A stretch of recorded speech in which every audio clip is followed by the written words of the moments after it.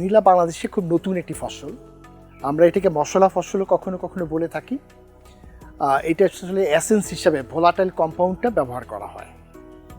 এটা বাংলাদেশে নতুন আসছে এবং এইটার গবেষণা চলছে এখন, কিন্তু এটার আসলে ব্রাজিল ওই সব এলাকায় এটা খুব জনপ্রিয় এবং সেখান থেকে সারা পৃথিবীতে যায়।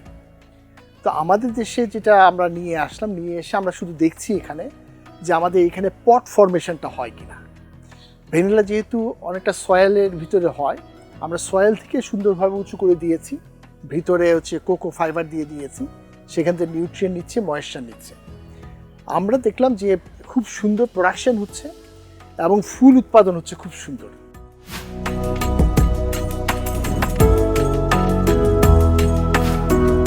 পলিনেশনটা যেহেতু হাতে করে দিতে হয়, সেখানে একটা technique, special type of technique আছে। সেই টেকনিকটা আমি আসলে শিখে নিয়েছিলাম। সেটা শিখে আমি তখন এটা পলিনেশন করে দিয়েছি। আমার এখানে গত 3 বছর ধরে পড হয়, এতটুকু লম্বা পডগুলো হয়। পডগুলোকে আমি কখনোই এসেন্স বানাইনি, আমি শুধুমাত্র ফার্মেন্টেশন করে আমি শুধু নিজে দেখার জন্য যে গন্ধটা হয় কিনা সেটা আমি শুধু চেষ্টা করেছি। আমার চ্যালেঞ্জটা ছিল যে বাংলাদেশের মাটিতে ফুল উৎপাদন হয় কিনা এবং ফুল থেকে পড আমরা বানাতে পারি কিনা। এখন আমরা যেটা করেছি, আমরা এখানে চেষ্টা করেছি যে ছোট ছোট জায়গায়, যেমন একটা টি গার্ডেন আছে, সেখানে শেড ট্রি আছে, সেই শেড ট্রির ভিতরে যদি আমরা এটা তুলে দেই, অথবা নারিকেল বাগান আছে, সুপারি বাগান আছে, সেই সব জায়গায় যদি আমরা এই ভ্যানিলা গাছগুলো তুলে দিই, তাহলে দেখা যাবে পার্শিয়াল শেডে যেহেতু ভালো হয়, তাহলে ওই সব বাগানগুলোতে কিন্তু আমরা একটা আলাদা ফসল করতে পারি। লম্বাভাবে তুলে দেওয়ার কারণে বেশি পরিমাণে জায়গাও লাগছে না, এবং গাছটা যত লম্বা হবে তত বেশি পট বেশি হবে।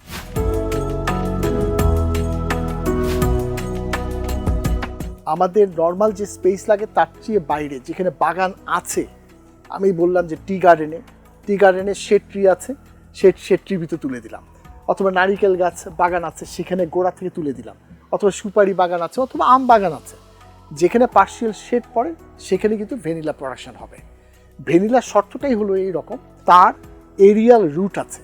মানে এরিয়াল রুট বলতে গাছের স্টেম থেকে রুট বের হয়, সেখান থেকে ময়েশ্চার নিয়ে সে কিন্তু নিউট্রিয়েন্ট সিনথেসিস করে, যার জন্য তাকে যদি সোজাভাবে দেই এবং কিন্তু ময়েশ্চার ধরে রাখার মতো কোনো ব্যবস্থা করে দেই, তাহলে কিন্তু এখানে ফুল উৎপাদন হবে এবং পর উৎপাদন হবে। ফুল উৎপাদন সব জায়গায় হবে, বাট আপনাকে শিখে নিতে হবে যে কীভাবে পলিনেশনটা করিয়ে দিতে হয়। পলিনেশন অটো হবে না, অথবা মৌমাছি দিয়ে পলিনেশন হবে না, এটার জন্য স্পেশাল বিহেভিয়ার লাগে। একটা টুথপিক দিয়ে শুধুমাত্র মেল ফিমেল পার্টটা যদি আমরা লাগিয়ে দিতে পারি, তাহলে কিন্তু পর উৎপাদন হয়। সো ফুল উৎপাদন হলে পর উৎপাদন হবে, পর উৎপাদন হলেই আমি কিন্তু অ্যাসেন্স কালেকশন করতে পারি। আমার কাছে যেটা মনে হচ্ছে, আপনারা জানেন যে ভ্যানিলা ওয়ার্ল্ডের এখন নাম্বার 2-এ আছে, 2 নাম্বারে আছে দামের ক্ষেত্রে, হাই ভ্যালু ক্রপসের ভিতরে। কৃষকের যেহেতু এটা খুব বেশি যত্ন নিতে হয় না, খুব বেশি জায়গা লাগে না, পাশাপাশি এটা লাগিয়ে রাখলেই হয়ে যাচ্ছে, ম্যানেজমেন্ট কস্ট খুব কম। কৃষকরা যদি চাষ শুরু করে, তাহলে দেখা যাবে কৃষকরা লাভবান হবে।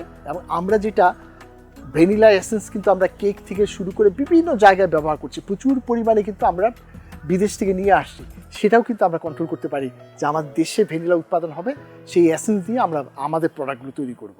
সো আগামী ফসল হবে এই ভ্যানিলা।